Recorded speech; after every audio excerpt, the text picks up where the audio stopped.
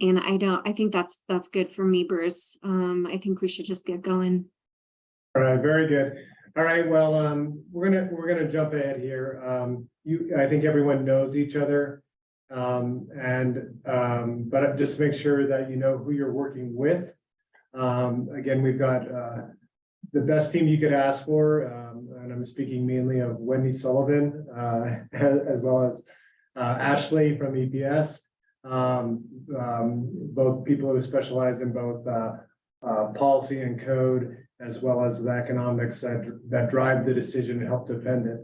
And then on our part, you have myself. I'll be facilitating today, even though there'll be lots of talking from other people, which is great for me.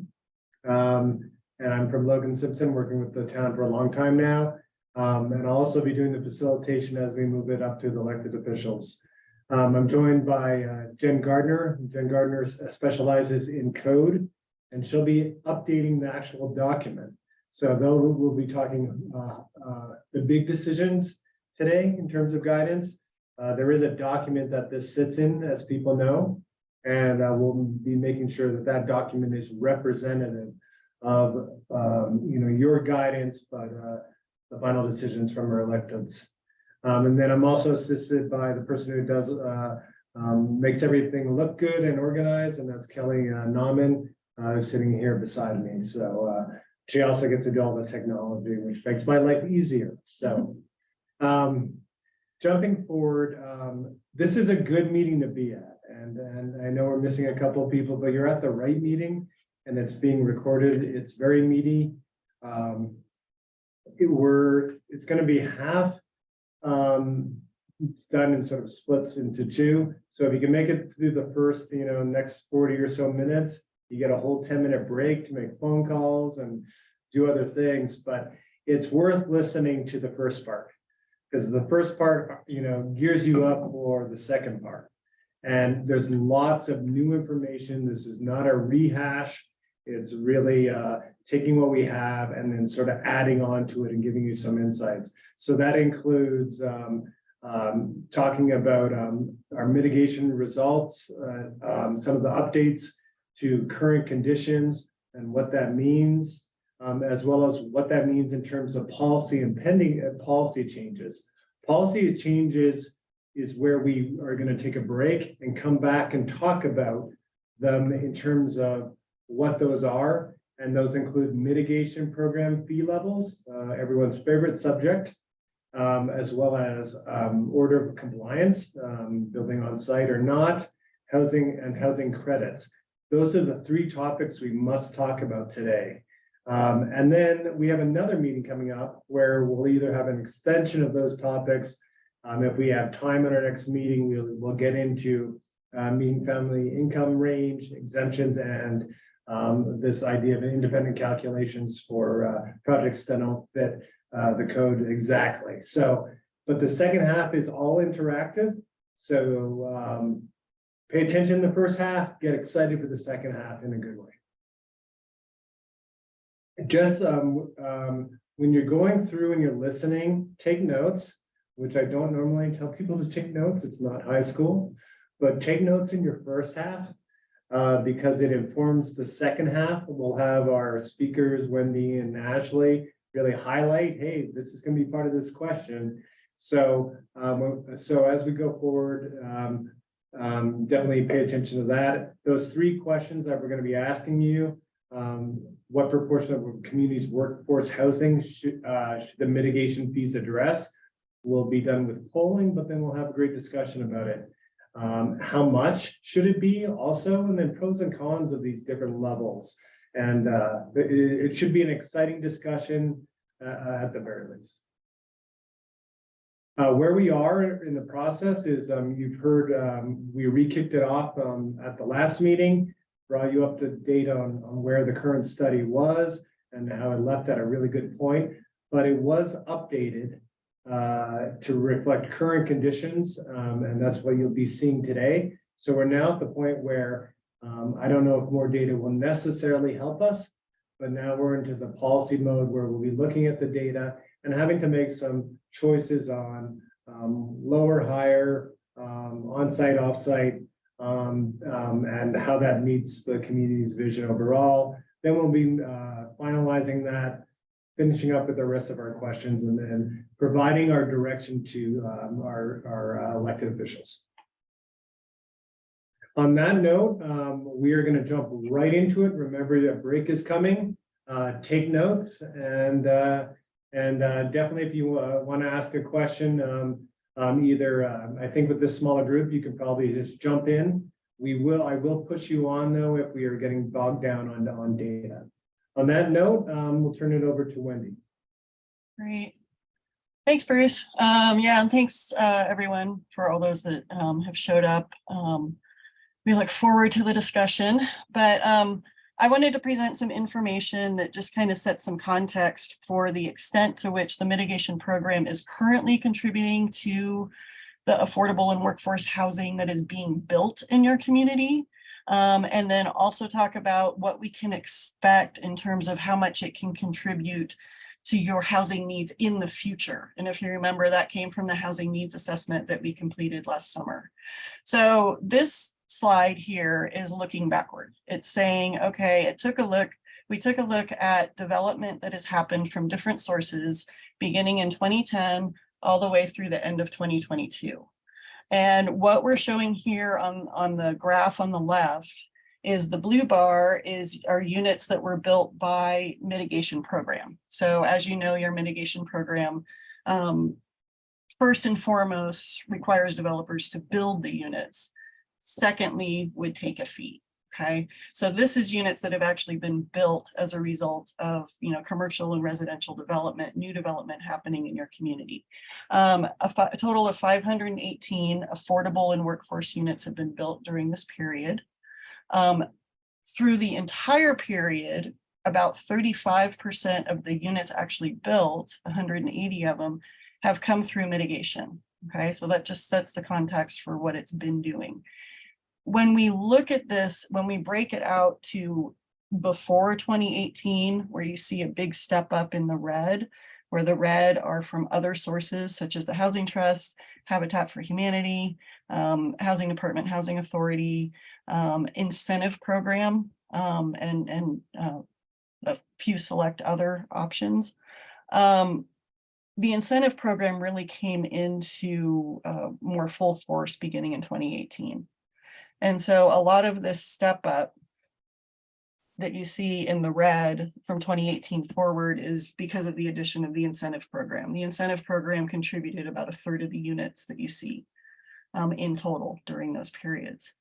That being said, when we take a look at the percentage of units actually built before 2018 from mitigation, it's about 50% of the inventory that was built. When we look at the percentage at 2018 through 2022, it's about 27% of the inventory that was built. So it's a big difference. But the number of units built during those two periods by mitigation is about the same. So within, just a handful, like 2 or 3 units of each other. So really the volume being built by that and the volume being built by the Housing Trust, Habitat and Authority really stayed about the same during those two periods.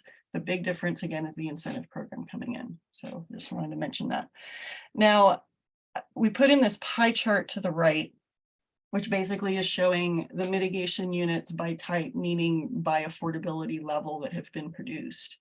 And the reason why we put this in is because it's really pointing to the fact that, your program for the most part is reaching the workforce, in kind of this 80 to 120 sort of missing middle range. 50 to 80% AMI really isn't being hit by any full force by this program. And as you know, you have a significant proportion of your workforce that need units affordable at that price point. What this really is showing is mitigation is not going to do it all. You need other programs in your community like Habitat, like the Housing Department, like Housing Trust, other ways to get units, especially in this lower inventory. Hey, Wendy, when you say workforce mitigation units, what do you mean by that? This came from actually a spreadsheet that came from you guys, so hopefully you can clarify. But I asked for a breakout of mitigation units that were built by AMI and affordability level. And 38% of them were put into the workforce category. Yeah, So I know the spreadsheet you're talking about. I remember seeing it when I was in Mexico. Uh-huh.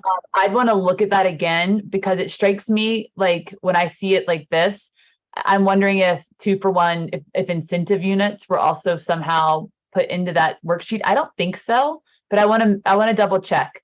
Okay. 38% of units being workforce restricted from our mitigation program, like does not necessarily ring true to me, right? Like our first unit is going to be a 0 to our 50 to 80 2-bedroom unit. Our second unit is going to be like a 0 to 50. Third is like 80 to 120. So I'm just like there's something going on there, and I want to make sure it's apples to apples. So I will check on that right now while we're on this call. Oh, okay, great. No, I appreciate that. I appreciate that. There we go. Okay, so I guess next slide, or in any question. And so then, as I said, I actually have another, sorry, Wendy, can you go back to that slide? Yeah. So I think it's important. In the other category, like we will get questions about this. This is obviously from us. Like I just presented this data on Monday for 2 hours to the elected officials. So we'll get questions about this. I like having the other saying housing trust, habitat, authority, incentive, other is not, we need to make sure we're saying the same things and calling things the same, like we're defining things the same way. Okay. So that's just a note, but we need to probably go back through that together. Because that's certainly not the way we present it. Okay. That works. Happy to do. And go ahead, Anna. Sorry, I know you're trying to get through this in 40 minutes. No. This is one of the main discussion slides that leads into the question. So it's a good one to stop on. So I take myself back a few months to my old job. If I suddenly saw this slide, my first question would be like, why aren't we having an incentive celebration party? It's so clear the impact in a very, very short period of time that, again, it seems odd, sort of back to April's point, to just have all the other pieces outside of mitigation lumped together, because it doesn't tell the viewer exactly what's going on. So if you're just talking about presentation and data, this is too, and I know we're talking about mitigation, but I think the impact of the other programs, you're going to get more bang for your buck if you explain them in this as well, and avoid questions. And would a suggestion be to remove the either break out the other, or to remove the other where you're just showing mitigation units? No, I would break out the other personally. Go ahead, Sky. Yeah, I'll second that from Anna. And I think we don't really know why we're looking at this percentage. Is the idea we should match this percentage or not? So maybe it doesn't matter. But my recollection is before 2010, it was a very different breakdown, and it was much more mitigation, maybe like 2/3 mitigation. So I think it's worth looking back, and maybe April knows that off the top of your head, but yes, I think what's important to remember is that yes, a greater percentage of the units were mitigation units. We were producing far fewer units. Like it's not even, it's kind of shocking actually, when you look at the numbers, but we were producing far fewer units. So certainly the ratio of those units that were mitigation was higher, but it'd be interesting to look at the actual numbers as well. And then I did just go look at that workforce stuff. So again, we're gonna like run into mixing and matching here a little bit. A lot of those workforce mitigation units were from a PUD, a large PUD in town, Hidden Hollow. So it was pre-2018 requirements. Again, it's very nuanced. I don't know how we want to talk about that, but we should give it some thought. Okay. And I apologize, I was a little late. How many of the units were built by a developer, and then how many were fees that went to the county that then got redistributed to build something? So my understanding is that this is just units that were built, and the next slide is going to talk about fees collection. But so that's 180 units built by Built a by a developer. private developer. Okay, thank you. And my Um, recollection from before April, was it was yeah. something Yeah, like, yeah. I don't know that that's right, Wendy. Okay. I think that those public-private partnership units, the red ones, post 2016, certainly utilize mitigation fees for those. Right. I guess my understanding is the blue bar itself is purely those units that have been built by the developer. You know, there may have been some fees used in some of the red. Right, But but it's then, not broken out separate, I guess is my point. yeah, and I think what Tyler Davis is asking for here is what were the mitigation units built on the ground by the private developer? What percentage of the units in the red, let's say, utilize mitigation fees to Okay. build them? And I think that's part of what Sky is also was getting at in his email before. And then then the rest of them are strictly either incentive or we're utilizing other funding sources like a specific purpose excise tax or general fund dollars or something else, I think is what we're talking around right now. Okay. So I guess follow-up question for you, April, is that information that you guys have a handle on? I can tell you how many, like the dollar amount for mitigation fees that we've utilized for our developments since I came on board, which would start in 2016. Okay. It might take some more work to go before my time. Okay. Okay. So I think the response, and we'll go to Sky, is we will do our best. It may not change the results here. I know there's a story we're trying to tell, a complete story. We may have to, we might have to do that, some with data and some with just local knowledge if we can't get the data. But Sky, go ahead. You want to add on here? yeah, just to finish the question, I think my recollection from like 2014 housing study was there was something like 1,500 affordable units and something like 1,000 of those were through the mitigation program. And maybe I'm remembering wrong, but back then it was like, wow, this program has created a whole lot. I think most of those were built by developers. So I just think it would be helpful to see the full context of the program in action. And Sky, I think you're quoting the Tim Wake study, which I'm not sure that we would all agree with, quite frankly. And many of the units that were in that, it was like a 1,500 unit count. Many of those units were not actually deed restricted, which makes a big difference. They may have been like employer owned and restricted for their employee and used for their employees, but not necessarily in perpetuity and or built for mitigation purpose to meet mitigation requirements. Good catch. And this seems like a great time to get numbers everyone can agree on. Yeah, yeah, definitely. And it was, but April, it was probably pretty high before 2010, irrespective. And then in terms of mitigation, clearly, in terms of percentage, we are getting a pretty consistent, that in the 30% range is generally contributed from mitigation and not the whole program, that there's other things. There's obviously a complete program here. Only 30% is from 30-ish%, somewhere in that range. Mitigation supports that sort of part of the program. And that's what you can probably take away from that, whether it's 35%, 38%, 32%. But who knows, but it's not everything, and it's a certain portion, so. I think it's also, it's gone down.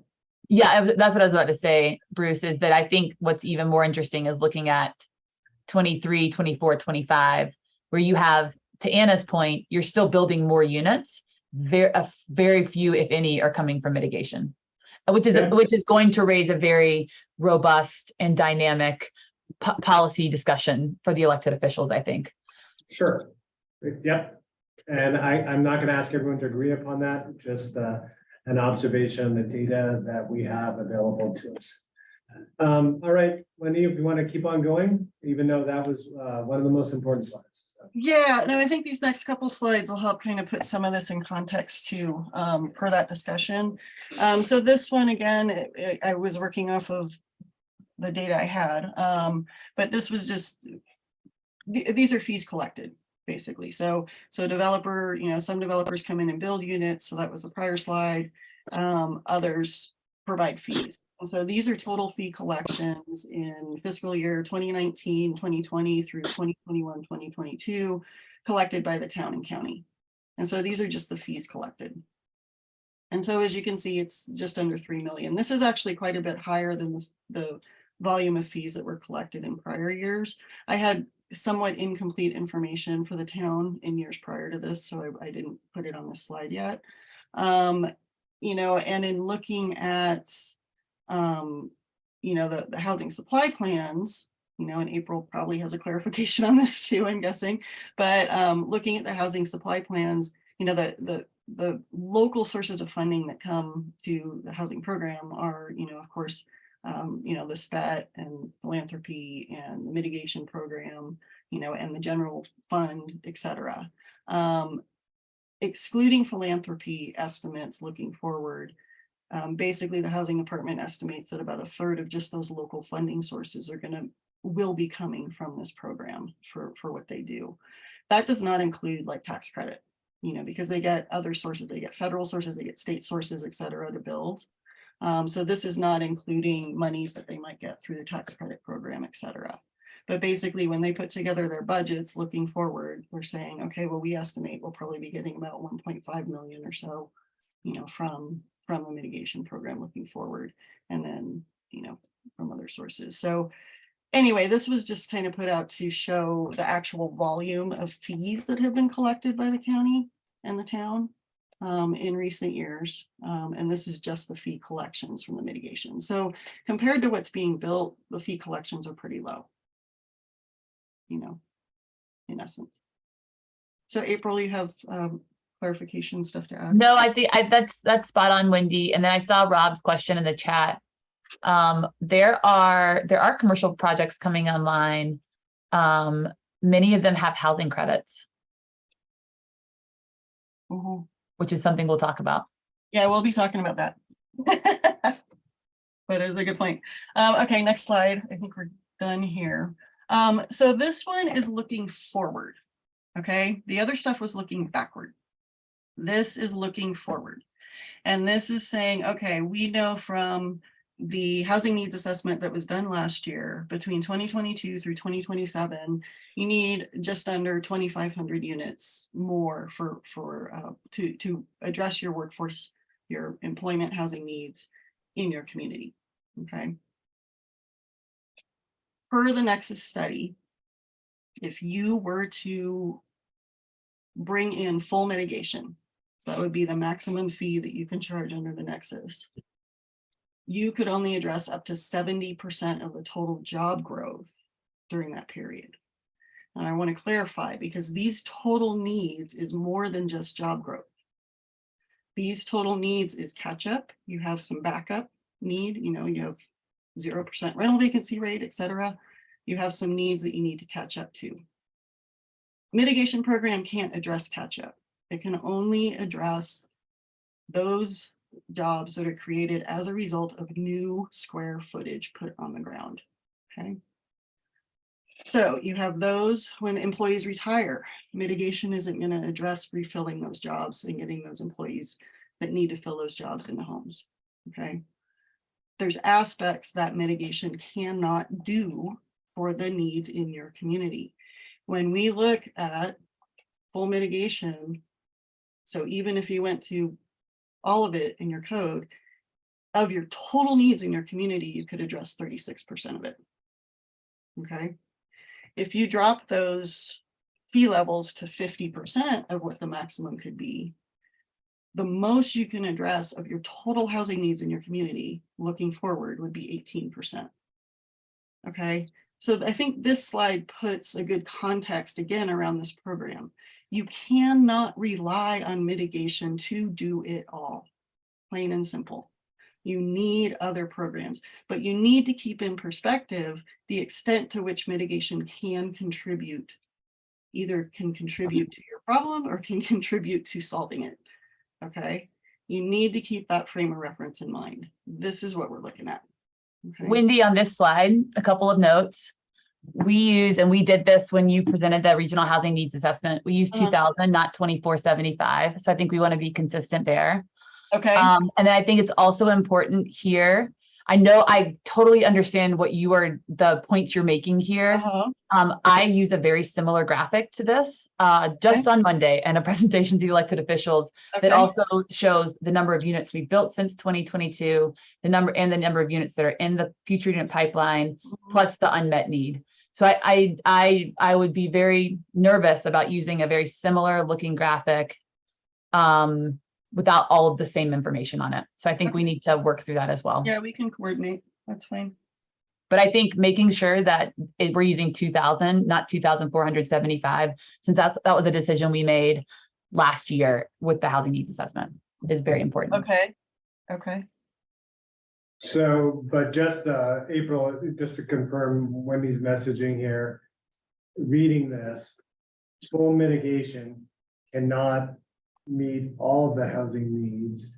And if we were to use 2000, I assume this 36 would go up to somewhere around 40-something% of the housing needs.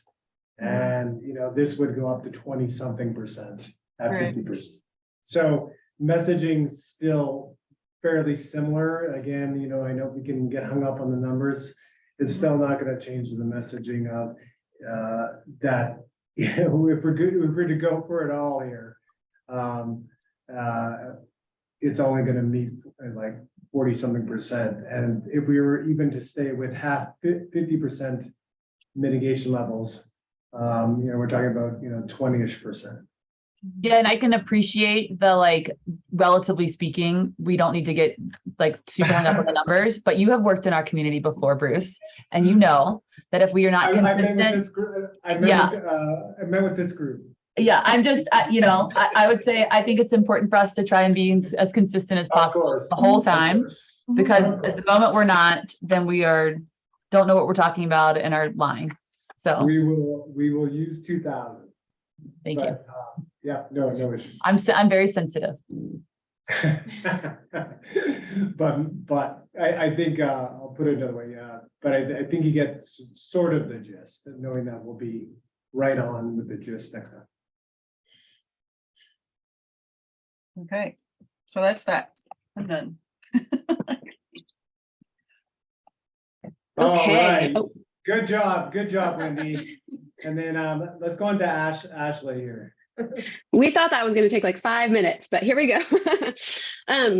So diving straight in, I'm going to very quickly try to make up a little bit of time, go through the data and assumptions that changed in our most recent update relative to what we presented last spring. And then I want to get into the results and talk a little bit about employee mitigation and then the maximum fee calculations. And while there are just a little preview, while there are some things that have stayed similar-ish, there have been some pretty big changes too. We're in a very dynamic time with respect to development costs and market conditions. So next, please, starting with data and assumptions. Keep going. We have kind of two types of development or two types of data in here. You all might recall some of the data relates to employment, household formation, wages. Wherever possible, we tried to use really publicly available data. So Bureau of Labor statistics and census data, local housing department data, MLS data, et cetera. And so we've made all of those changes. And last time, in the last stakeholder study session, the things that we had not gotten to really had to do with the MLS data, which we've now updated, and also the affordable development cost assumptions. And so that's where I'll try to focus most of this next section on, just keying you into those things that have changed since the last stakeholder meeting. Next, please. Next. Okay, so you've seen this slide before. We've tried to just lay out what the assumptions were last year versus what the assumptions are underpinning the numbers right now. Everything up at the top, the average household size, workers per household, jobs per employee, that's all census based, and very, consistency from one year to the next. We do have fewer workers per household this year, which did result in some changes in the model, but was also offset by some other trends. With respect to the household maximum incomes, the median increased by about 6.4%, and we also see that reflected in the model. Next, please. This is data from the Bureau of Labor Statistics, and I do want to point out that in the 2023 update, so we did the update in 2023, it's based on 2021 data. There's always a little bit of a lag with this data source. And last year it was based on 2022 data, but reflected in the based on 2020 data reflected in the 2022 study. And we do this calculation across all the occupations and across all the industries. It's far too much to show on this slide. And so we've just provided some high level information here. But what you see down in Teton County, Wyoming, is something that we heard from the stakeholders and electeds last year, which is that wages are going up. So we see an increase of nearly 25% there in the average wage per employee. Next, please. Now here was a real jump. So yes, we saw wages go up. We saw prices of housing really go up as well. So between 2022 and 2023, and our 2023 update, by the way, reflects data that is, it includes homes that were built and sold between 2018 and March of 2023. We're really trying to stay focused on this this niche of housing transactions that is really focused on new construction, because it's new construction that will have to comply with the mitigation requirements. So each category experienced, I don't know, I think dramatic might not be too dramatic of a word to use, but dramatic increases, with multifamily pricing really going up quite a lot. And I do want to just remind everyone that the multifamily category includes townhomes and condos. What we do with this MLS data is we use it to say something about the incomes of the households occupying these units. That's why we collect the data. And so increases in the values means increases in the incomes of the folks living in these units. And if you kind of think ahead into the model, that means more spending by the folks in these homes in the local economy. Next, please. So now I'm going to talk about our development prototype and the development cost assumptions. I want to just flash this up on the screen so you have it in your heads, but there's no change from when we looked at this last year. We're still talking about a multifamily development product at around 40 units to the acre. It's kind of a 2-3 story multifamily building with tuck under parking. We're talking about 2-bedroom units occupied by 2 people and about 1.5 parking spaces per unit. So that's the prototype we have in mind when we go to the next slide, which gets at development costs. And in the last stakeholder meeting, there were folks on the phone folks on the line who could talk to us about real projects that they're doing. And so we heard that feedback and made a number of changes. The takeaway is that the development costs increased from about $735,000 a unit to $793,000 per unit. And this is really driven by, maybe not surprising to many of you, but it's really driven by our land value. We looked at some updated appraisal numbers. We heard that our site preparation costs were a touch low, and so we increased those as well. We heard that our indirect costs were probably low given just our financing, where things are with financing and time as well. So we increased our indirect cost ratio from 25% to 30%. And those 3 changes really resulted in our overall increase in development costs on a per unit basis. We also noted that cap rates are up a bit, and so we wanted to reflect that in our model as well. And so our cap rate for our multifamily product increased from 4.5% to 5% in this current analysis. Next, please. So that's all the background. Those are all the moving pieces. Some of those data adjustments point us in one direction, others point us in another direction. But now we're going to look at how all the data updates interact to get us to our final mitigation numbers. So we are looking here at the commercial side of things, and there's a lot on this page, so I just want to kind of walk you through an example of how to read and interpret this. If you have a prototype, or let's say 10,000 square feet of new office space, I'll just stick with the office column as an example. That new office space will be filled with employees who live in 12.3 households. And of those 12.3 households, some of them, they'll have household earnings that allow them to participate in market rate housing. The earnings will be such that they can buy a home, buy a condo, rent an apartment. But others, like 8.8 or 8.9 of those households, will need assistance living in the community where they're working. And when we did this study last year, the number of employee households needing help with housing was 7.2. That's that sort of roundish number at the bottom, compared with the 8.8 that we're estimating right now. And for every land use category here of our non-residential categories, the number of households needing help increased.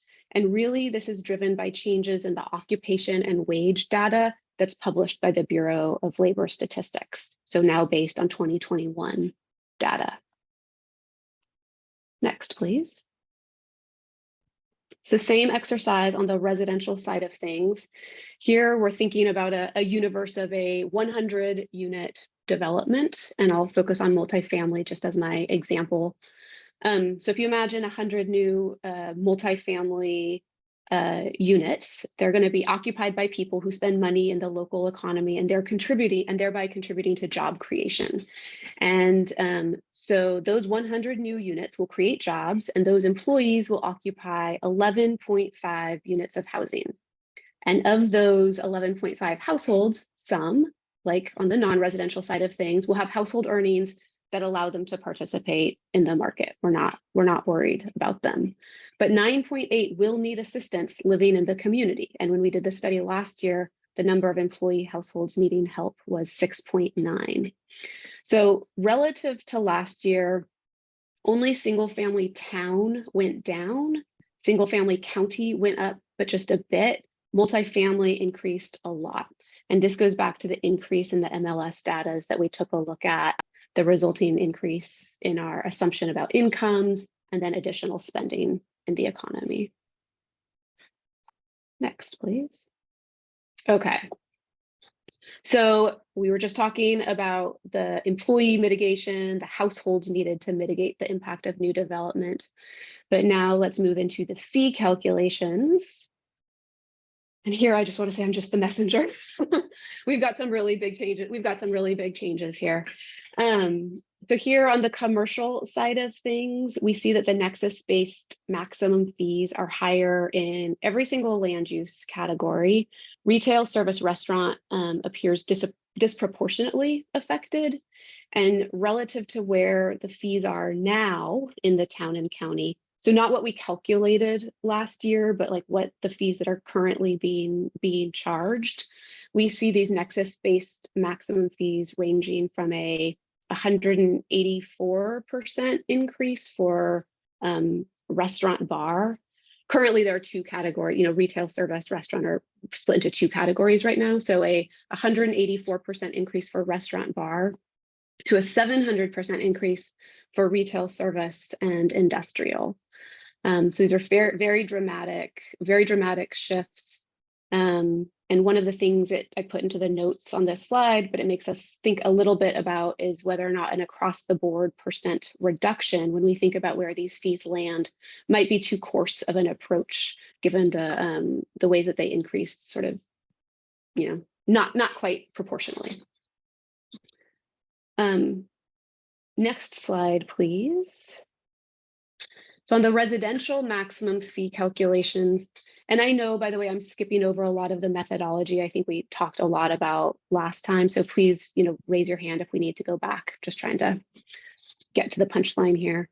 But on the residential side of things, we see that the nexus-based maximum fees are higher in every category, but multifamily is really disproportionately affected. And so here, relative to where fees are now, what the fees are currently being charged, the nexus-based maximum fees range from a 258% increase for single family in the town to a 790% increase for single family in the county. So, that's not from the study last year, it's from where the fees are right now. And that's a lot of some potentially startling information. So let me pause. And I'm done, so I'm just asking question mode here.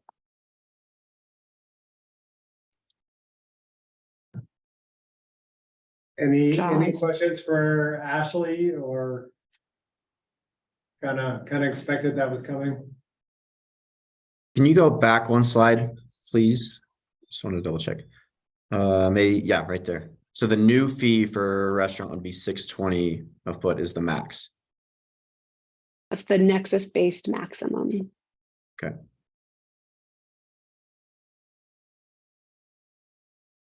Yeah, I saw Rob just asked, what is the current fee for a restaurant? Yeah, let me It pull would seem that. like you are quoting that, so you should include that data point. Especially if this slide is going to go as some basis of recommendation. Yeah, so what we see, what's currently being charged in the is, and actually, I don't know if there was a cost of living increase or a CPI increase recently, but it was $77 for retail service and $218 right now for restaurant bar.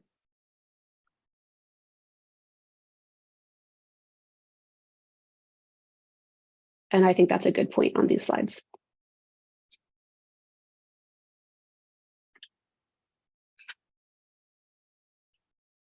All right, moment of silence. Perfect. All right, so overall, huge increase. And so when we get to the exercise, we can have the discussion about how far we want to go here in terms of our recommendations, what makes sense, both with our values as well as being practical. So yeah, if you want to go ahead, we can move forward, and we are getting back on time. So we will definitely give people a 5-minute break. I just want to introduce you to Jen Gardner. She's working on the code right now, and she did send something out ahead. But just to remind you, there is a product where all this sits. So we're going to be talking about these larger discussions. Jen, do you want to say a few words? Yeah, just really briefly. I mean, you all know this information, but just to kind of put it into context, kind of the flow of information. So the needs assessment that Wendy worked on and the housing nexus study that Ashley worked on work hand in hand and feed into kind of the decisions we're talking about today that really go into the land development regulations. And then from those land development regulations, you have a host of resources available that kind of help you calculate out all of those fees and mitigations. And then in your packet that we sent out, just to kind of go over that, hopefully it was clear, but we have gone through this section of the code. This is the town's code. The county's code is very similar, just a little bit smaller. But we identified just from a very kind of first blush, what we think would be clerical edits just based on these new studies, what might be minor edits that we might have a little bit of discussion on, and then the orange are the major updates that will really result from the discussion today and in our next stakeholder meeting. So you do have the code, so you know where it lands. Again, this committee is providing general direction to our elected officials based on a series of high-level topics. And so those are mainly in the red for the most part. But if you are interested and you love code for some reason, like Jen does, you can definitely reach out to Ryan and say, take a look at this. I hate this wording, all that kind of stuff, because this will form the basis for code modifications in the future. And we wanted to make sure that we're fully transparent and you're aware where this information will eventually land in terms of its final resting place in a good way. So that's pretty good. 7-minute break. We're gonna ask everyone to come back in 7 minutes. We're gonna put on some 90s trivia so we can think about the better years for some of us. Yeah, they were pretty good for me. And we're gonna start that in a second. So if you want to hang out your desk, you can. There are no prizes, but more like you know, you can feel good if you answer it correctly. But we'll see you here at the top of the hour. When you come back, we're gonna ask you to put on your creative your creative hats to have open discussions. Again, this committee is about providing general direction. So we'll ask you to do some polling, and then really the polling is about the discussion that will follow the polling. So we ask you to participate on that. So on that note, we'll see everyone here at 2 o'clock, and we'll go from there. So see you back in a second.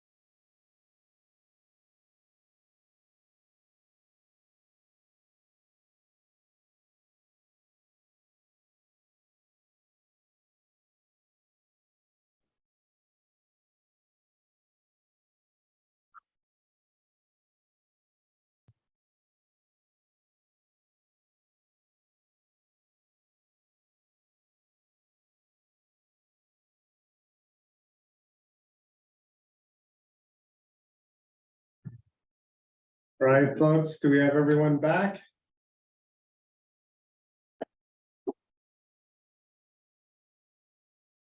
And why, just in case we're waiting for a few, there was a new Tyler Sinclair added a new question into the chat if people want to read that. And Ashley, do you want to respond to that, or it looks like you just did I agree. Tyler makes a good point. I agree. I'll make sure to be clear about this in future presentations, but when I was providing the information about the percent increase relative to the fees that are being charged now, that was the current fees that are being charged now are reflective of the reduction, the policy reduction that occurred. We got those, we went into the calculator and made up a project to get those fees, or entered in our prototype project to get those 50% fees. reduction, yes. Okay. Very good. All right, we're gonna get going. So we're gonna be doing some electronic polling. So you need access to either a smartphone. Gosh, I sound like I'm back to that trivia question. That trivia either made you feel older or younger. So we won't poll on that though. And I obviously, I fail at anything to do with sports. My colleague Jen Gardner disgraced me on sports. So you need access to a computer or to a smartphone. We'll be doing some polling. Again, polling is just to create that basis for discussion, which again, this is being recorded. So, and we will jump into it. We only have 3 questions to go through in the next hour. So this is not a rush exercise, and they're done in order of,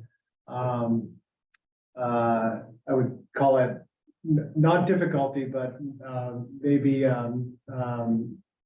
things that are most important, or probably things that we need to break the ice on first, and then they move through each one, because one tears off of the other is a better way to say it. So we're going to talk about both residential and commercial. Sometimes the data talks about them together, sometimes they're separated. We know that they're 2 different discussions, but we'll generally talk about both. We'll go ahead and talk about the hard thing where we try to say this feels about right, and then we'll open it up for discussion and we'll allow you to type your polling answers, or essentially your responses, so that they're recorded onto the web here so we can all see it. So first of all, before you answer this question, you should be able to go to www.menti.com on your phone or on your computer. So that's a website. And then you type in the code. Definitely raise your hands if you go to that and you don't see this question. And I'm counting 1, 2, 3, 4, 5, minimum of 6 respondees on these questions. So I'll know if you're not responding. So I may have to come back after you there. So this is more of a philosophical question in some ways, is the way to look at it. But given where we are today, and again, how much the mitigation units are producing, and considering the cost as well, you know, should we generally reduce our mitigation levels, stay the same, and knowing that they're producing, and you know, again, with the disclaimer or with April's forgiveness, that they're producing about in the 30-ish% range of all units is what we believe right now. Or should mitigation be providing more? And this is, you know, we will get to the whole question about fee and dollars and so on. That's coming up right after this, so you don't have to worry about that. So this is just should be a fairly straightforward teaser question, and I believe it's a scale bar. And thank you, whoever was the first person to respond. We do appreciate it. I know this is not always easy to get going, but I think it's worth it.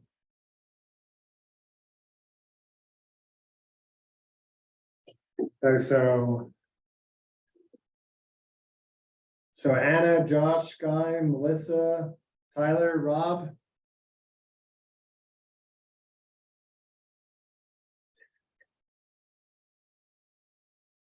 Late to the game, hang on.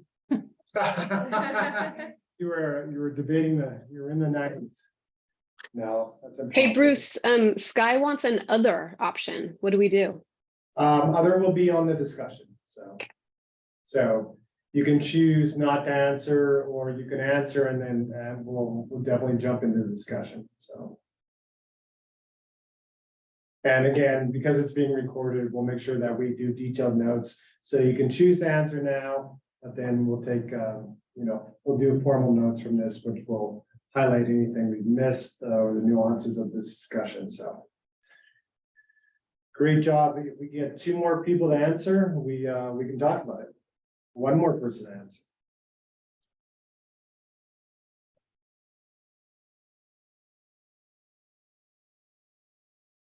And it is, let's see, I'm gonna pull up the list here.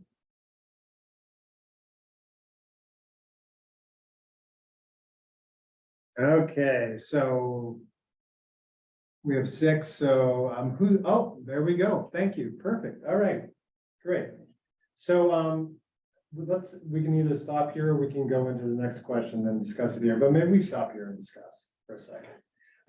So let's go through and just run through folks, and I'll keep a list of who's talked and who spoke and who didn't. So definitely jump in because I'll call on you anyways. So starting off with is 35%. Well, we can start off with Rob's question, then turn it over to Rob in a second. And thank you, Rob, for multitasking. I've done that in the airport. It's not easy. So be careful. And so is the same at 35% equal to 100% mitigation? So if you're mitigating, so if we mitigate, yes, that's correct. So if you were to mitigate fully, you would be accounting for about 30-ish% Actually, of units. Is that correct?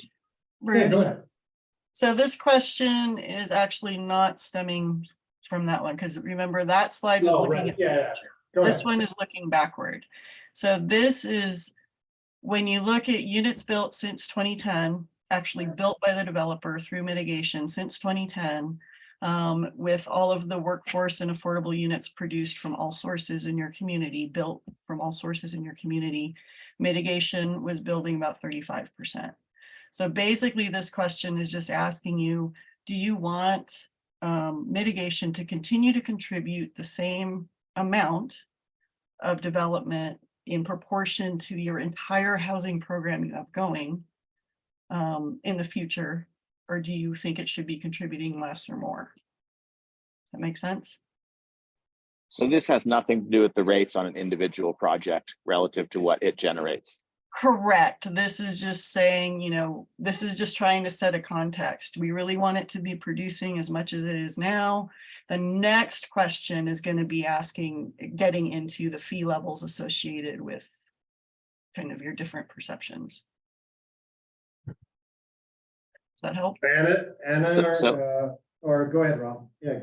Well, just in that context, over the last, how many years did you say, like 10 or 12 years is that data point that's created 35%? In Since that time, since 2010. And so in that time, the mitigation of a project has varied between what percent of your project's creation of workforce. So what's the context that it created 35% is, that maybe it's good, maybe it's not. We don't have really much information on free market housing development in here. And so it needs to have some relativity for me to judge that. I don't know if 35% is good or bad. Okay. I think developers should offset what they create. Gotcha. And it would be interesting to note if for the last 12 years, if developers mitigated 100%, what would that percentage have been?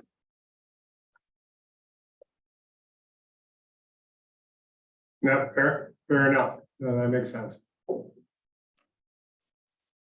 Misunderstood the question I answered to. I thought that was, I didn't realize that was proportion of total offset through fees versus percentage of mitigation, kind of some of what Rob was alluding to there. So I think one of those increased mitigation level votes should actually be stay with 35. Okay, Okay, thanks, Josh. Appreciate it. Any other comments on this one? Yeah. No, I'm definitely, and I'm gonna run through everyone. So Sky, you're up. Yeah, good.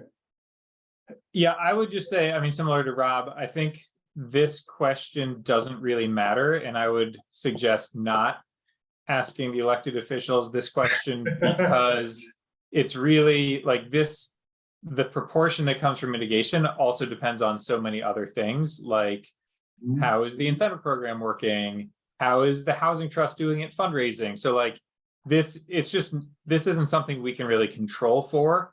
So I would say it's not a helpful metric in the way that like what That's percentage Right. of impact is being offset. Now, that's a good point, and it's only a very small portion of the picture overall. So when it's displayed, so yeah, though we have to talk about it and sort of come to a conclusion on it, it is definitely been stressed by that housing team that this is a small blip of the whole picture, but leads to discussion like we just had. So I think though, if you take all the other things as staying the same in a cyclical nature, and you studied that, and you presented that the different various rates that have changed since 2010, and you projected what 100% would have created, that might be an interesting data point compared to the whatever it's been, because I don't think it's been 100 for very often in that last 12 years. no, And just as like a rough number, having a third of the housing program coming from mitigation feels reasonable. It's like, oh yeah, it shouldn't be all of it. It shouldn't be none of it. Whether it's a third or a half, I don't know, but like, it feels like it's in the ballpark. that's kind of where we're going. Yeah, is a third, in the ballpark. So thank you, Scott. Melissa.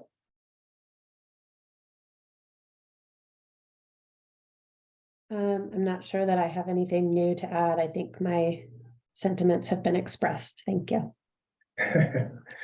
Okay, I will take that as some degree of concurrence. Might be too strong a word, but at least what you said, Melissa.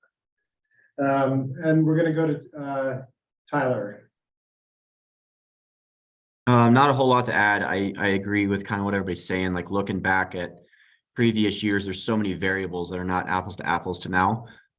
So really my whole opinion on it really will, kind of comes down to the numbers, like looking at the $620 a foot for a restaurant. If we were to ever get to that point, I don't see how anybody ever builds another restaurant. So my whole proposal going forward is just based off the math there. Okay, gotcha. So it comes down to numbers. Ashley. I thought Rob's point about, how many units would have been created if mitigation were at 100%. And I think there's an interesting interaction there that we can't know, the road not taken. And it gets to Tyler's point. If the fees are at the maximum or at the nexus-based maximums, you don't know, we're not living in the universe where we know what that would have done to market rate development. So just kind of wanted to piggyback on Rob's point there and take it one step further. That was an interesting question.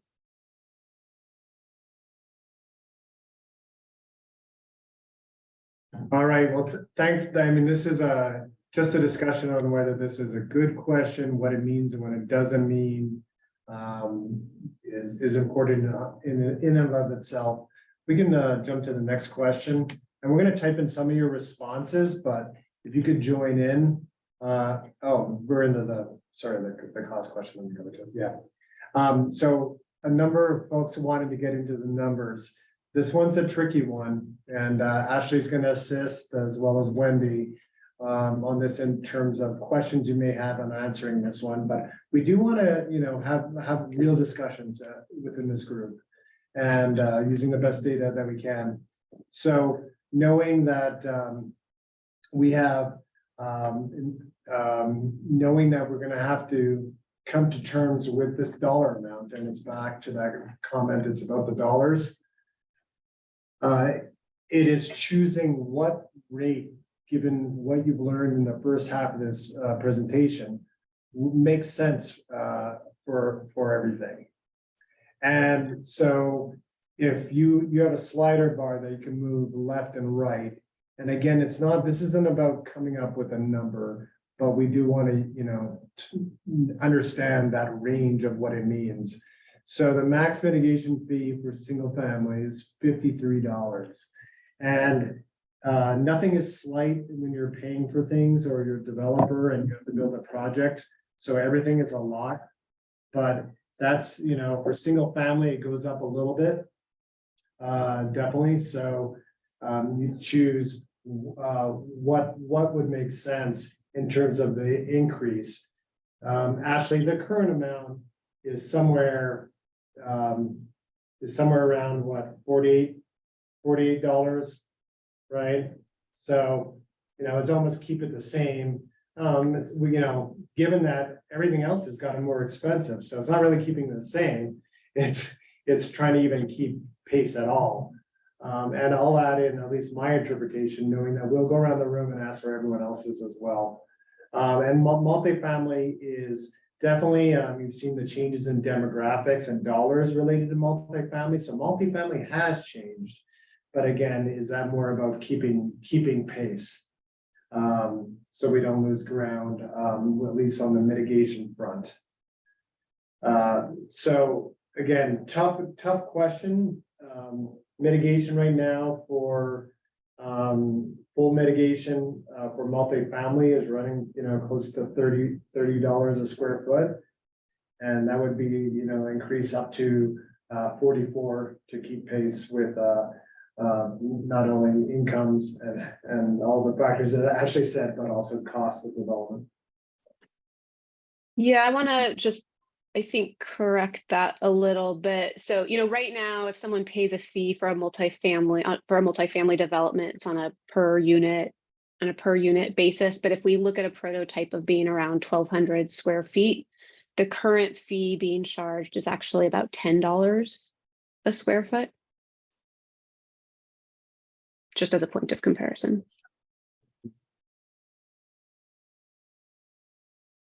Ashley, could you repeat what you just said? Yeah, that's slightly different than I have also. Well, and maybe explain how that's different from the slides you shared earlier when you had the current fees along the bottom and the new fees, side by side. Oh, so the current fees on the bottom of that prior slide were the fees that the maximum nexus-based fees that we calculated just last year. Right. What I think I just heard Bruce talk about were the fees that are being charged right now in the town. That's correct, Ashley. So if you could restate that for everyone, starting with what they're currently paying. And yes, it is from what people saw before, it's a slight increase.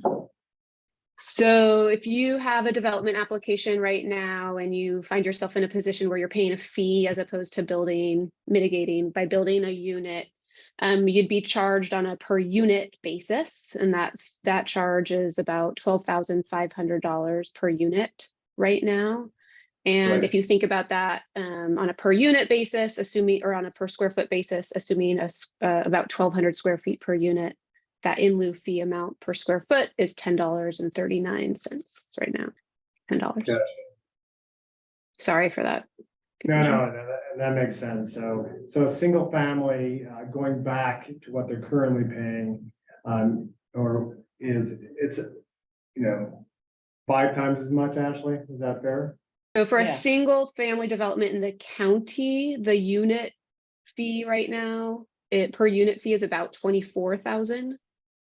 And here there's a lot of variability about what sort of size you assume. A really big unit, like some of the ones we're seeing right now, 4,000 square feet, that would bring the per square foot fee down to like $6.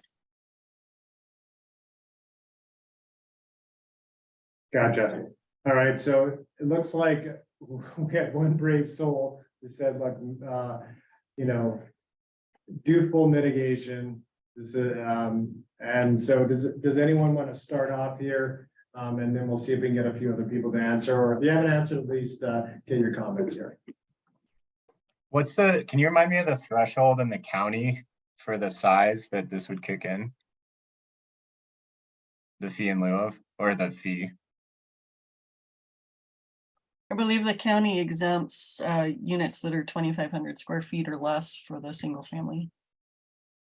Okay, and then it's paid on a per unit basis. So an 8,000 square foot house in Shooting Star pays the same as 2,600 in Rafter J.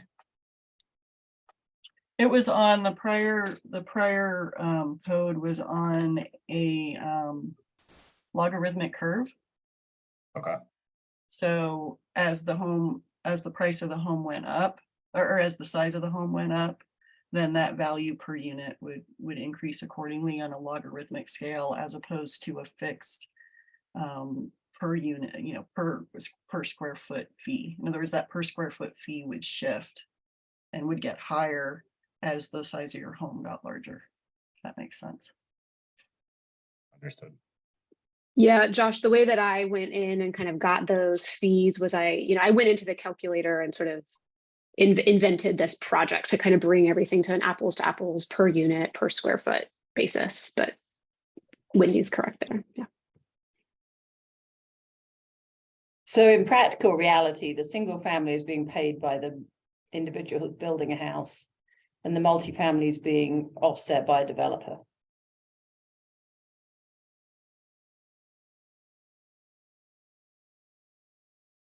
Can you ask that again, maybe in a different way? Single family in the county is a fee added to use Josh's example, a house being built in Shooting Star. That's over 2,500 square feet, which right now, I think you just said, is lurking at around $6 to $8 versus potentially up to 53. And the multifamily is predominantly being built by developers at this point. Correct? So it's a fee they're paying and then offsetting in the price. Do I have that right in understanding how you're saying the slide? Or do they pass it on to their buyers? Well, that's what I mean. It is offset, but Oh. ultimately it could affect the size they build or whatever. Multifamily product is being built and paid for by a developer. Would Yeah, it I be mean, possible to subdivide multifamily into for sale condos versus rental properties? I think they should have different mitigations. Yeah, I think that's what I'm trying to get at, Rob. Mm. It's a very, very, very mixed product multifamily. Single family county, straightforward, you can totally understand. This multifamily product depends what's being built. Great, no, that's a great point. I think that's even reflected up there in terms of the way those numbers are shaping out. So the presumption is that somehow on the single family, the person buying that is absorbing that cost somehow, indirectly or directly. On multifamily, since it could be rental or ownership, it gets it gets more complicated. But I guess maybe Wendy or Ashley or April to weigh in here, other folks. This is still though, it's still being used for mitigation and it's still being used for workforce housing and it's still restricted. But it's definitely the bottom one is more developer. I think that would be fair, but looking for confirmation of that one. I mean, I think in both cases, if the builder of the unit is mitigating through payment of a fee, it happens at the time of building permit, or it happens if you are building your own home, then you would pay it at the time that you're building it. If you're a developer, well, same, you pay it at the time of development. And whether or not it gets passed along, if you're the developer paying it, and whether or not it gets passed along to the household that eventually occupies that unit has a little bit to do with market conditions. It really depends, like the market will determine how much value is there. There is eventually a limit. And so whether or not that gets kind of put back onto the developer or absorbed into what someone can pay for the unit depends a little bit on market conditions. But Ashley, sorry, I'm not a developer. I apologize everyone else on the phone here, but just common sense. If a multifamily is being built in a space downtown that can have short-term rental, that you're building a condo that you're going to rent 30 times a year, your job creation and all of that out of that development is way higher than somebody building 6 units that's workforce. I mean, you're building totally different products. Is that still lumped in this number? Or is that the difference between residential development and the other side of it? Because it's building residential development, but it's a different type of product. Right.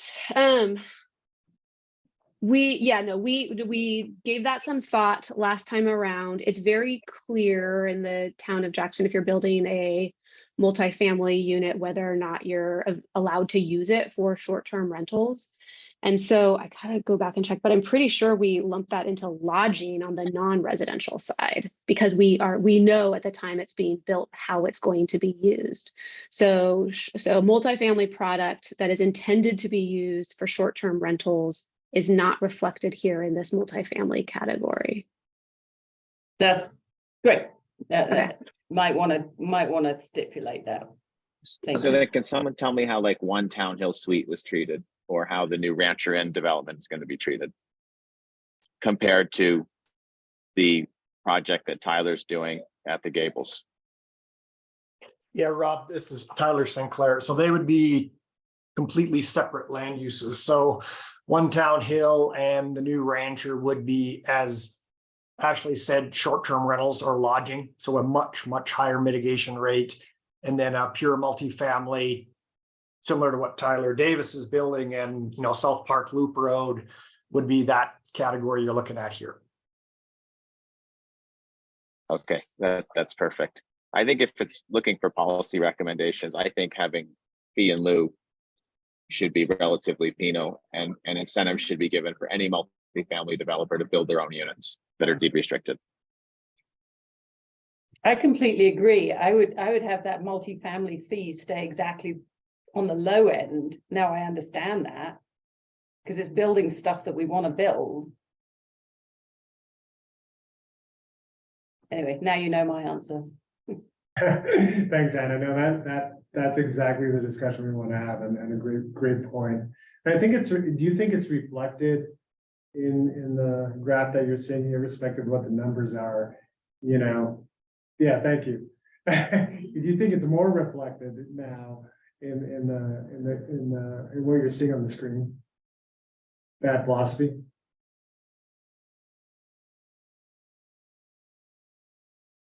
I think it's worth considering that the multifamily developers, there are the two distinct products, the for sale condo, who might be paying the fee in lieu of. The multifamily rental, I don't think are there any of those projects that they'd be paying the fee and not mitigating on site? Great question. I don't think the fee in lieu of really needs to be targeted at the Hidden Hollow Tyler's project if they're mitigating on site. I mean, the only people that it makes sense financially to pay the fee in lieu of are the Glenwood Gill, One Town Hill.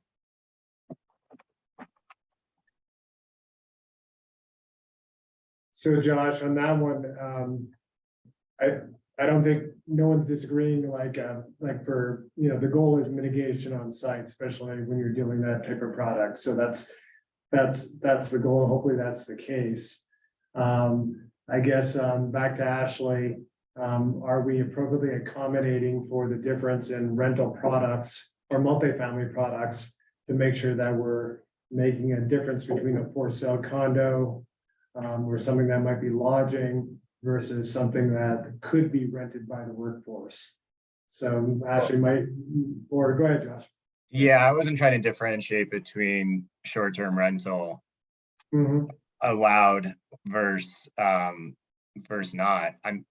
Something like Glenwood and Gill, a portion of those are short-term rentable, but the ones that are just for sale condo, but not short-term rental, that would be the kind of project that would consider paying the fee in lieu of. So when discussing where the fees should be for a fee in lieu of, I don't think it makes a ton of sense to consider the projects, what it's going to do to the projects that mitigate on site anyway. Gotcha. Go ahead, Ashley. And I think the numbers here are kind of accidentally in some ways reflecting exactly what Josh just said. So with multifamily, the intention, if we look back to land use codes, right, what's in here is from a land use perspective, multifamily rental, but also attached townhomes, condo type development. But based on how we got to these numbers, it's reflective of transactions that have occurred and that we can see in MLS. And if we look back at those product types, it's really mostly Snow. If you're still on the line, maybe you can help me out with this, but it's the vast majority of that is townhome and condo type development.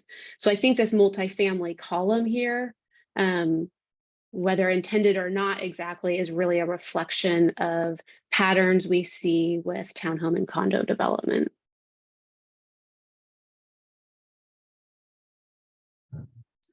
All right, so who have we heard? Sky?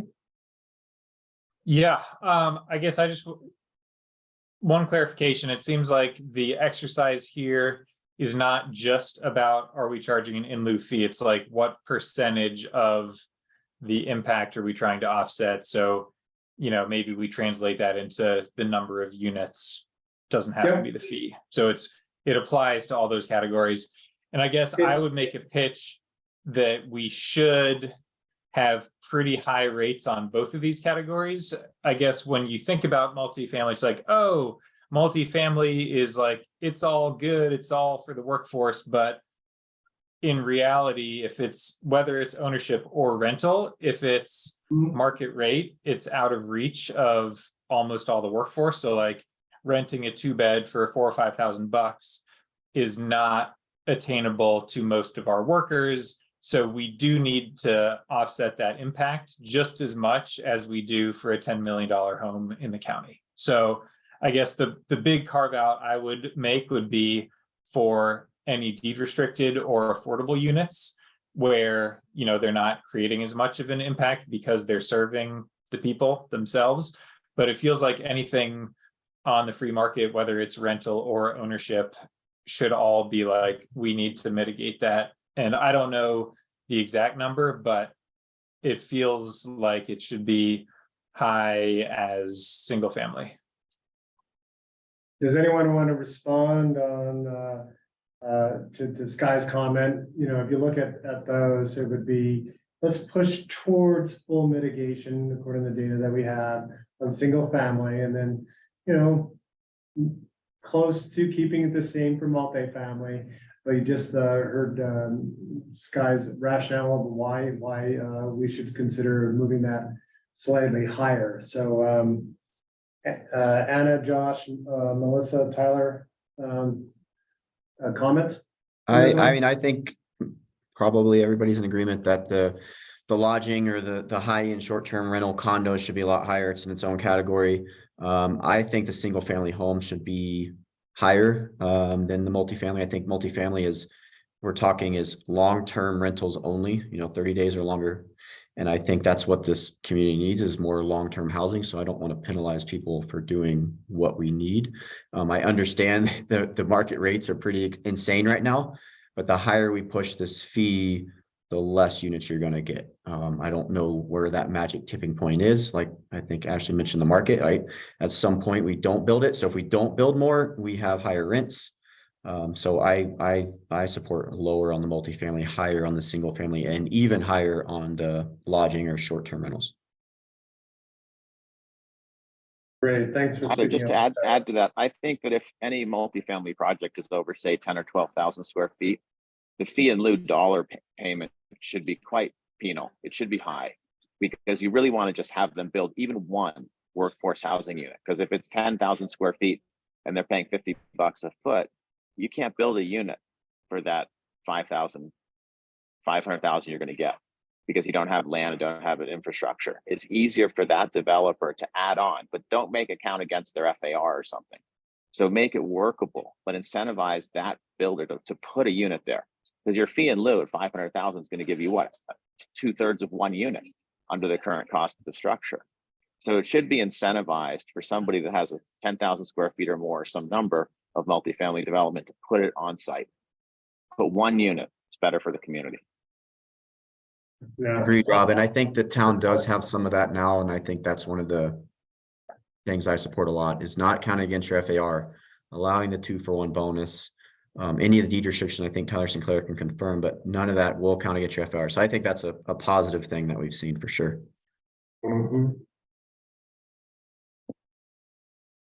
Other comments? This is a great discussion, by the way, getting into the details as well. I'll jump in. I think I would tend to agree with Tyler that I would, Tyler Davis, that I would like to see the mitigation fee higher for single family than multifamily. But Rob makes a great point that at some point it should come down to size as well. And then I put a comment in the chat that I'm just a little bit uncomfortable talking about the maximums when that's not the fees that we're charging now. So the way that I responded, I just, again, thought more about to what level do we mitigate single family versus multifamily? Because I think if we're really talking about jumping from $10 a square foot to $53 a square foot, that's a different question. Yeah, this exercise makes you think of sort of both. You can think of where you are now and the increase. You can just look at the fees themselves, whether you believe in full or not, or you can look at the units created. It's all, they're all interrelated, so. Okay, anyone we haven't heard from?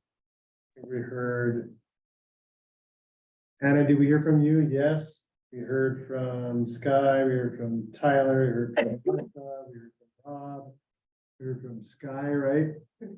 All right, good job. Not an easy question. So we're ready to jump on to the next one.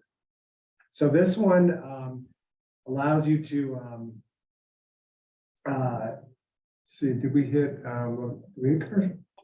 No. Yeah, oh, sorry, can we go back up one? Thank you. Maybe not. Hold on, bear with Do us. you want to go to commercial first and then? Yeah, we can go to, we and can, then do them all together? yeah, we'll do them all together, yeah. Okay. So, why we're on, we'll do the hard stuff first. After this is your last hard question. How's that? But it's the same question on, for commercial mitigation. Knowing that, commercial mitigation is definitely, also is fairly high in terms of where it is currently. And so same question as before, and we can also do the discussion as people get into it and ask questions. So I'd love to ask a question of the developers in the room. There may not be one single answer, but is there kind of a break point where you kind of could say off the top of your head, like above this dollar amount, it's just impossible to do retail, restaurant, or lodging? Because I think that's useful to know.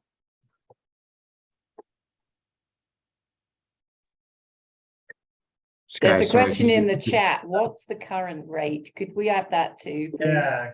yeah, Thank of course. Yeah, let's start. We can start there, and then we can go to the response from on the developer questions. So the current rate, Ashley, if you want to jump in there, but you can look it up here too.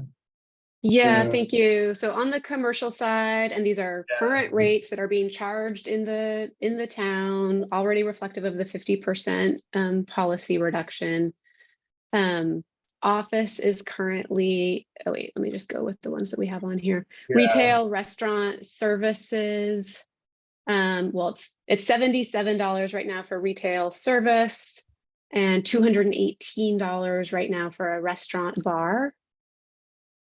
And then on lodging, it's currently at $74-ish a square foot. Sky, could you repeat your question again? I'm sorry. Sure thing. Just if you kind of know this off the top of your head, would you say there's a break point where, you know, charging that amount per square foot would just destroy the pro forma and make it impossible to build either of these categories? I mean, I think for the restaurant piece, as you approach, and it's not the fee, max fee, it's what it costs for the land, what it costs to build the restaurant plus the fee. So I think once you pass 11 or 1200 a square foot total to get your restaurant open, you're past that. That's a 5 cap at $60 a square foot, it's 1200. You know, and if half of that is your fee, I just don't see how anybody's going to do it. Obviously higher end restaurants can make it work, but you know, if you look at a coffee shop, I don't think Mecky's on or somebody like that. We're like, what are they paying right now? It's way below 60 a foot most places in town. To get a 5 cap to build it, I think it's that's going to kind of be your max.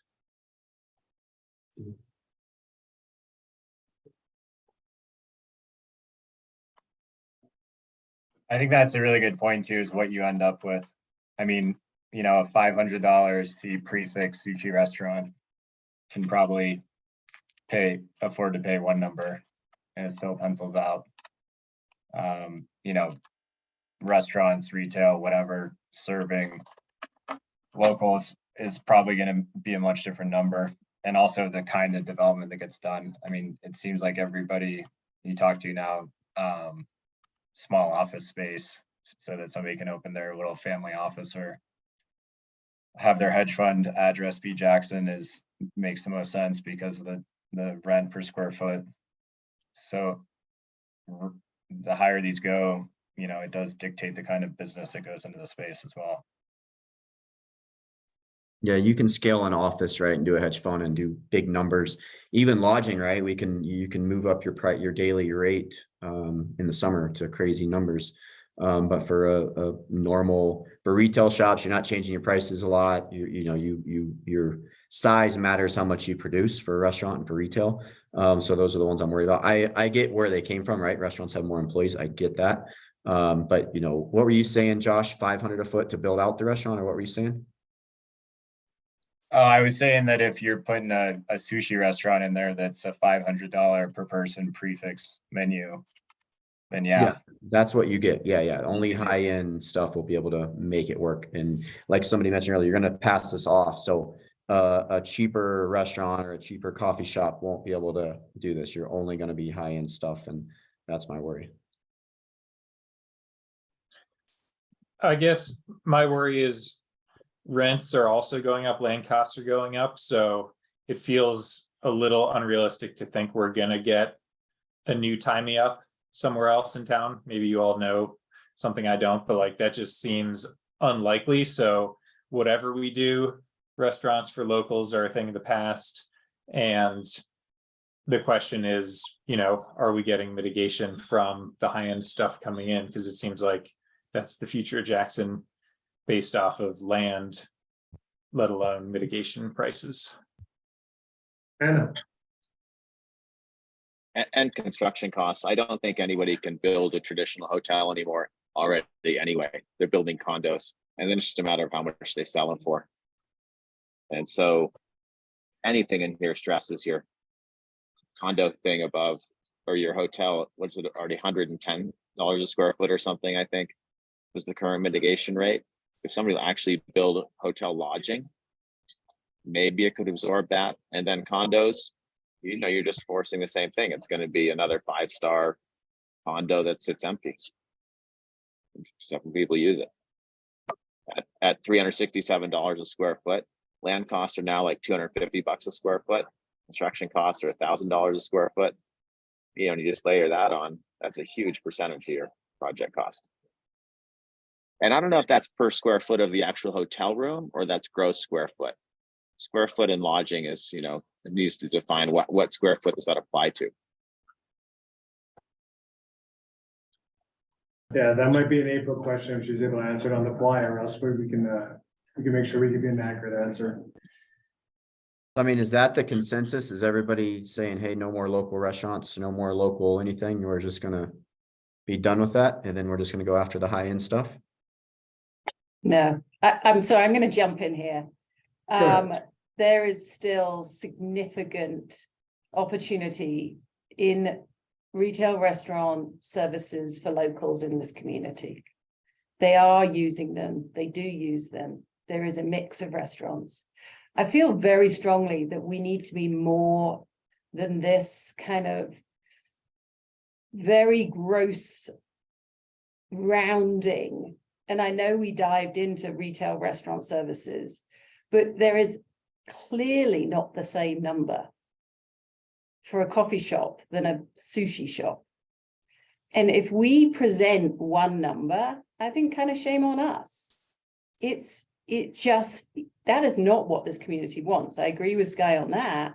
And it's not what this community is right now. So if we're going to present numbers that hold true to the future of a mix, we have to find a way to break these down. The person who wants to open up a small, whatever, food and beverage business can still make it work and meet a local need. Now, and I'm very cautious using the word local. There's a mixture of locals in our community these days, which still makes us a community. Doesn't matter what's in your pocketbook, who's sitting next to you drinking a coffee in a cafe. They're your neighbor. And I'm always going to push back on the community is changing. It's fine. But we all still, need to get on. But producing 1 square foot number for a complex product like retail and restaurant is just not, it's not going to work to get what we want. So I do think it needs to be broken down. And I think if there's a way that it can be identified by type of product, and that's not, I'm afraid I don't have an answer for you, but that's what the community wants. If I was an elected, that's what I would want. And, when it comes to lodging, 20 and 21 will be, the banner years that everybody rests on. They're already seeing a huge flattening in summer and in rates this summer. So while it's a opportunity for sure in revenue management in our community with the number of beds that we have, it is not an ongoing upscale that will continue to be able to be charged. So I just caution this conversation to think that we can just keep expecting demand on these high-end products. But that's what I would, that's what I'm going to say. The only thing I wanted to add is if we do give them, say, hey, the local new restaurants are done and we add this huge fee and it drives your cost to build a new restaurant with land, construction, and fees to 1,500 plus, that means they would have to get 75 a foot for rent. Within a lot of local restaurants are at 30 to 50 a square foot right now. When their lease ends in 5 years, where do you think the rent's going to go, right? You got the high-end people like, oh, instead of having to build and pay 75, I'll just pay you 60. And I just think that over time, all the local restaurants or local retails, everybody, not only do you got to get new ones, the current local ones will go out of business when their leases renew in 5, 10, 15 years is my word. Yeah, it's a good discussion, and it's clearly it's about a balance. And I think everyone's right in this case, but there is probably a middle ground in terms of still providing some workforce for those restaurants so they can survive. But there's some realities there. I think once again, it is reflected in that graph in terms of not the actual dollars, but the difference between them. Ashley, go ahead, and then I do have a question for you. Yeah, thanks. I wanted to follow up on Anna's points. I think that was a really sort of like compelling, a compelling comment, but kind of want to go back to the technical basis of this fee, which is really agnostic about the type of business that's going to be occupying the space. We're talking about the land use, the physical form, the land use structure, right? So you can have a 2,500 square foot space filled with a cafe or filled with this sort of very fancy sushi shop we're talking about, but the model is indifferent. to that, right? The model is focused on how many employees are going to be in the space and the wage and occupation profile of those employees. So I totally understand the point, but my hands feel, well, I don't know exactly what I would do technically, because we're trying to drive back again to this physical form that could take many, could house many businesses over the life of the structure, if that helps or not.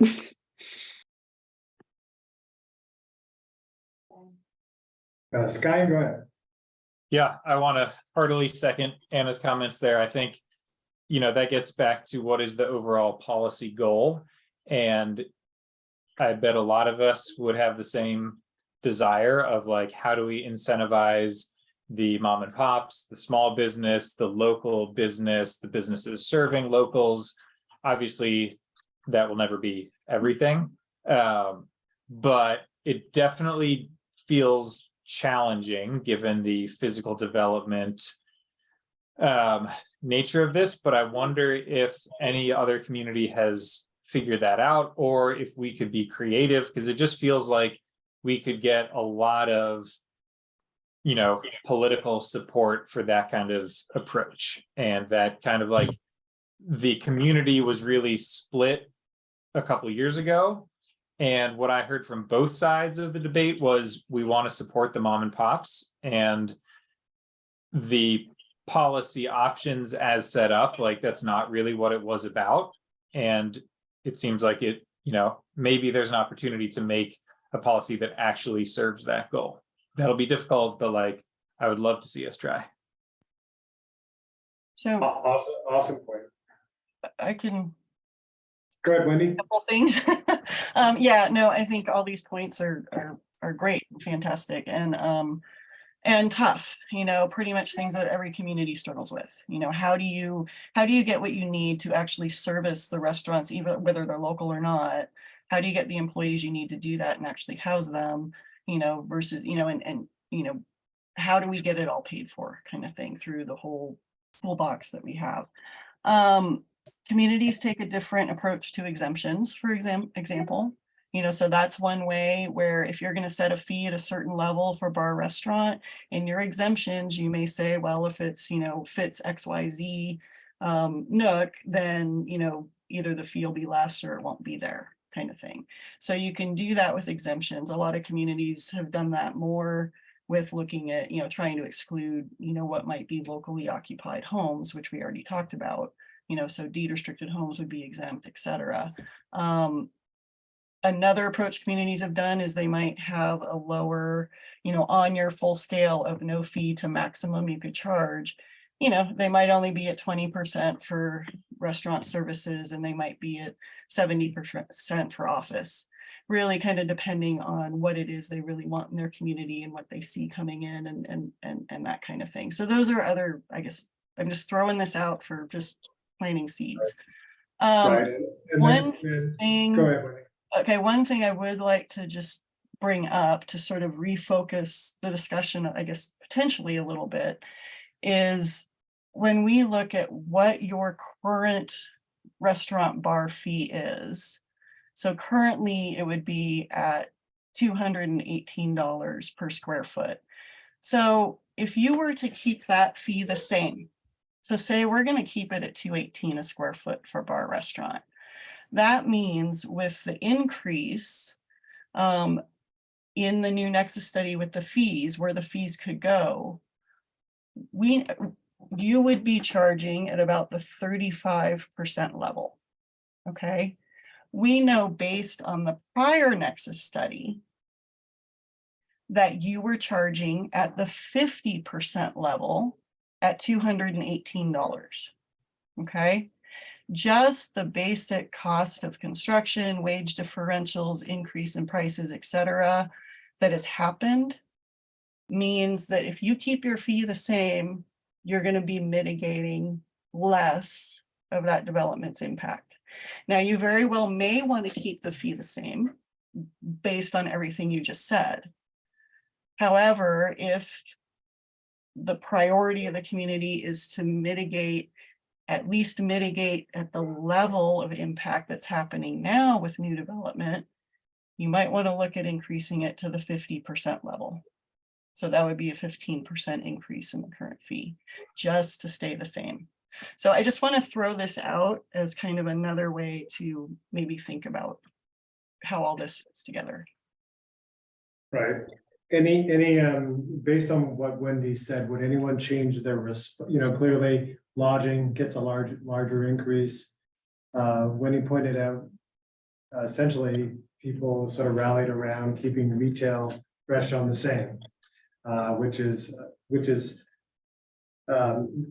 lack of better words, decreasing the mitigation in some ways, not the cost, but the mitigation. Would anyone change their answer or put it higher?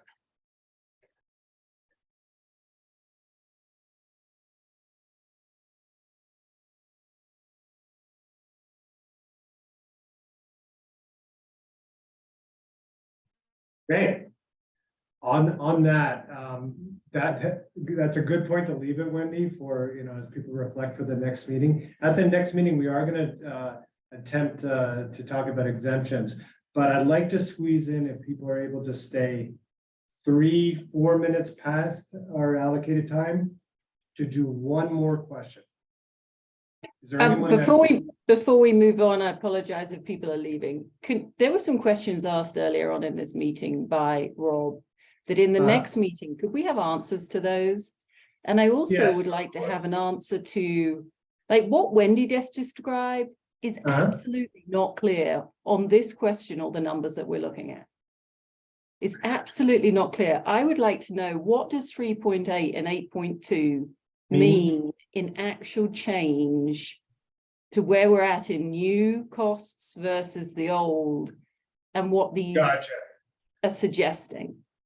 Tell us what 3.8 means, because what you just said, I think, Wendy, means we're going backwards. That's what you said. Right. Yes. So could we just get that laid out to us, please? I like it because it's a good recap, Anna, just to say, what did we just talked about a lot of big things. These are big things, and it hasn't been talked about in a while. What does it all mean? And do we feel good about it? And not that we're all in consensus about the dollar amount, but do we generally feel good about it? And so that's something that we can add to these slides and revisit it next time. I do ask you next time, though, to be bold and continue these conversations, because it is making progress, and these conversations that are direct are great. So we can do that for you, Anna, and the team, and also respond to the other questions as well prior to the next meeting. I'm still going to try to get in my one more question, so I can feel like we're 80% finished at least what I wanted to accomplish for this meeting. And this one's an easy one. We won't have much time for discussion, but it is to remind us that the current policy really does encourage that when you read the code, it is not crystal clear, but it pushes you towards on-site mitigation heavily as the key way to do that. And there's multiple benefits to on-site mitigation for a developer. There's also some complexities, but it does solve a lot of problems, including not paying that amount. And so that's the philosophy when we read the code. So the question here is essentially really aimed at those LDR regulations. Should the code really encourage you to mitigate on site? So another way to say it is, would we rather encourage developers to build units rather than pay the fees? So the question is simply mitigate all impacts through development. So look, you got to do it on site. Another option is you sort of look at your rates, and the rates do matter. So it's not a black and white here, but you don't have to do it on site, but maybe you pay a little bit addition in certain categories to not do it on site. Limit the amount of mitigation that can be satisfied with the fee in lieu of. So again, if you can get some on there, please do. And if you can get it all, and you can only use fee in lieu of with an exception. And then lastly is just continue to tighten up the current program where you can get exempted out to doing it on site. And I don't know if people have enough wind on this one. If not, we're gonna tease it up for our next meeting, but it's more the philosophy of the program, and it just varying degrees on how much we encourage people to do it on site or not. And the answer can't be, well, it depends, or I guess you could do other.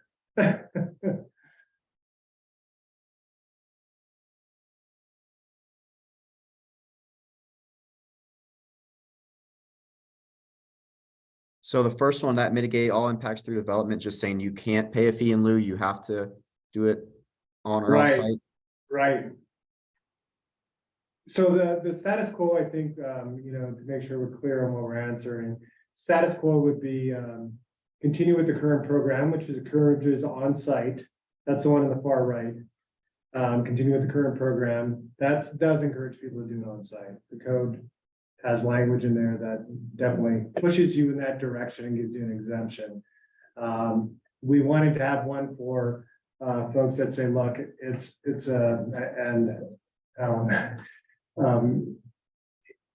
for folks to answer on the far left there that says, look, this is a developer's issue if they're gonna try to do this. So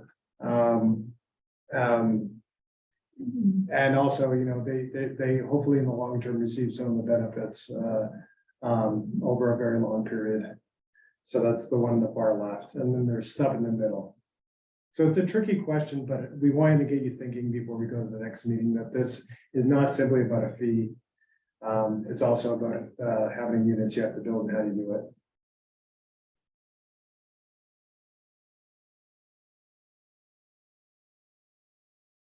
I'm curious why there's not more on, I thought continue with the current program, but tighten up exemptions would be, a vote of 6, but definitely isn't. I think it's hard to answer that. I may have actually wanted to answer that now that I think about it, because the idea is continue with the current program, but make it so you can only pay a fraction of a person in a fee in lieu, right? You have to mitigate the total numbers, right? And make those fractions very expensive. But the idea of requiring developers to build is much better than trying to get April fractions of units to do something with. Yeah, on the 4 people that answered, there's definitely, irrespective of how you look at it, and were you the one on the left? No, I picked the middle. I wanted to pick all 3. Right. That's fair enough.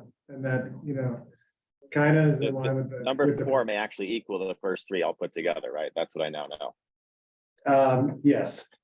Yeah, exactly right. So I would change my answer to number 4, knowing that it's a blend of the first 3. Got it, recorded. And I just went with the additional amount because it said what would encourage them, and I guess requiring them to do it is a way of encouraging, but it just feels like requiring. But I would support that if it's feasible on site, and then having fee as a backup if it's not feasible. Gotcha. So definitely getting that tone. So we're not seeing necessarily a huge shift in policy on this one. And any final comments from folks on this one, just to get you thinking on it in a different wavelength there, or different subject?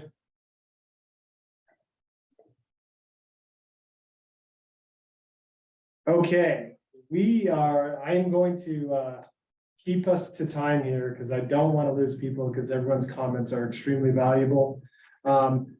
Upcoming discussions, back to Anna's point, we will revisit there'll be less presentation next time, a little bit less, but we will revisit what our discussion meant and told us. What did we learn from it? And what does it mean in terms of comments like Wendy was saying, are we losing ground, gaining ground? Also reinforce things like, are there other creative ideas to make sure that we meet the values of Jackson and Teton County? We'll also talk about credits the lovely subject of credits. And then we have 3 other subjects that we like to hit, but mainly the first 2. So what does this mean in terms of median family income ranges and where these dollars are sort of targeting? And then exemptions, and also maybe creative solutions that might be part of that. So definitely exemptions, what this means, as well as credits would be at least some of our priorities in terms of the code. Final comments from the group, because that was a tough exercise.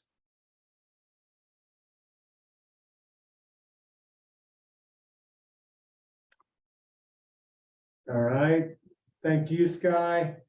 And thanks again. And thanks everyone for participating. These aren't easy, but again, we are trying to progress in this for the good of the community and do our charge here. So next steps.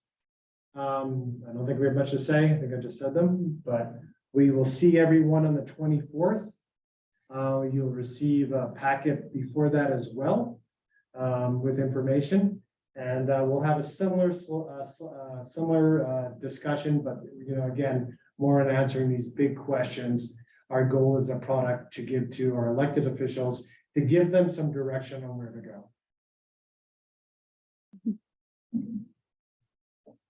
All right, Ryan, you want to say goodbye to everyone and press leave? Thanks for giving us so much to chew on, and I can help the team on all the questions and putting things together so it's a little bit more straightforward and easier to see next time. Awesome. Yeah, complicated subject. So thank you, everyone. Thank you. Thanks, everyone. Thank you. Bye. Thank you guys. Take care. Thank you.